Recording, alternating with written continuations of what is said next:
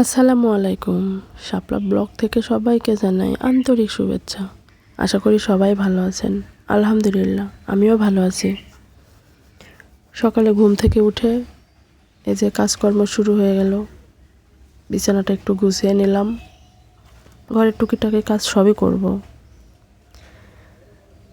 আমরা যারা গৃহিণী আছি তারা সকালে এভাবেই ব্যস্ততার মধ্যে কাটে। এই যে এখানে দেখতে পাচ্ছেন ব্রাশদানি, এই ব্রাশদানি কাভারটা আমি নিজে তৈরি করেছি কুরুশ কাঁটা দিয়ে। টুকিটাকি যাই হোক কাজকর্ম পারি, দিনে দিনে সবই আপনাদের সাথে শেয়ার করব। আপনারা আমাদের পাশে থাকুন। আমার ভিডিওটি যদি আপনাদের ভালো লেগে থাকে লাইক, কমেন্ট ও সাবস্ক্রাইব করুন।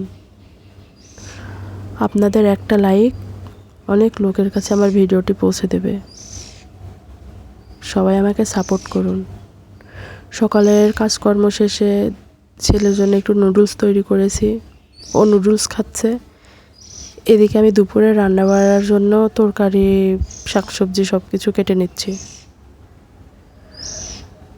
আজকে থাকছে দুপুরের জন্যে পটল আলু দিয়ে মাছ ঝোল আর পেঁপে ভাজি। পেঁপেটা আমি এইভাবেই কাটি, ছেলার পরে ধুয়ে নিই, তারপরে ভাজি কাটি, তাহলে বেশি ভালো হয়। এদিকে ছেলে একটা মাছ নিয়ে আসছে, ওটা নাকি বলছে আম্মু এটা মাগুর মাছ। যাই হোক, ওইটা ছিল টাকি মাছের পোনা। তো ও সারাদিন ওই মাছটা নিয়েই ব্যস্ত ছিল, মাছকে কি খাওয়াবে কি করবে এটা নিয়ে ব্যস্ত ছিল। ও ওর মতো ব্যস্ত থাকুক, এদিকে আমি আমার রান্নাবান্না করে নিই। এই যে রান্নার জন্য মশলাটা ভালোভাবে কষিয়ে নেব।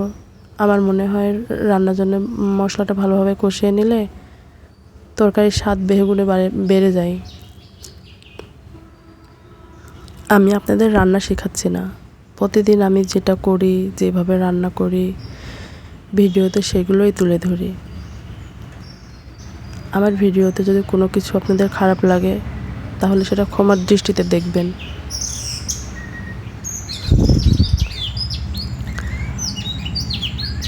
এই যে এদিকে আমার তরকারিটা হয়ে গেছে, তো তরকারিটা নামিয়ে নেব।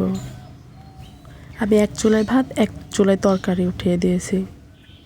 এদিকে পেঁপে ভাজিটা করব। পেঁপে ভাজির জন্য নিজেদের গাছ থেকেই মরিচ উঠালাম। এভাবেই আমি নিজেদের গাছ থেকে মরিচ উঠিয়েই রান্না করি।